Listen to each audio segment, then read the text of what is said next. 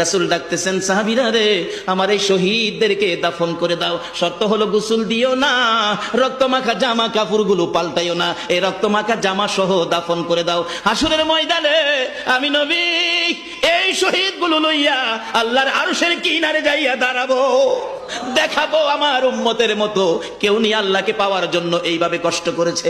এবার দাফনের কাজ শুরু হলে কিতাব লেখে 69 জনের দাফন শেষ। 70-এর মাথায় আসওয়াত দূরে পড়ে আছে। আমার নবী 2 কদম সামনে গিয়ে দেখে আসওয়াত নতুন তরবারি হাতে চিত হয়ে পড়ে আছে, শহীদ হয়ে গেছে। আমার নবী ডাকে, রে আসওয়াত, মদিনার হুর বিয়ে করতে পাঠাইছিলাম, মদিনার হুর বিয়ে করলি না, যুদ্ধের ময়দানে জীবন দিয়ে বিদায় হলে। আসওয়াত রে, নতুন তরবারিটা হাতে রে। আসওয়াত একজন সাহাবী বলেন, হুজুর বিয়ের বাজার করতে এসে আপনি যুদ্ধে গেছেন, খবর পাইয়া বিয়ের বাজারে টাকা দিয়ে যুদ্ধের বাজার করেছে, আসওয়াত শহীদ হয়েছে। আমার নবী ডাকে, মাবুদ, আমার আসওয়াতকে তুমি কি দিবা গো আল্লাহ? মদিনার হুর নিল না, রাসূলের পক্ষ নিয়ে জীবন দিয়ে দুনিয়ার থেকে বিদায় হলো, আমার আসওয়াতকে তুমি কি দিবা গো আল্লাহ? আসওয়াতের লাশটা ধরে ধরে কবরের দিকে নিয়ে আসতেছে, গোসল লাগবে না, কাফন লাগবে না, শুধু দাফন করে দিবে।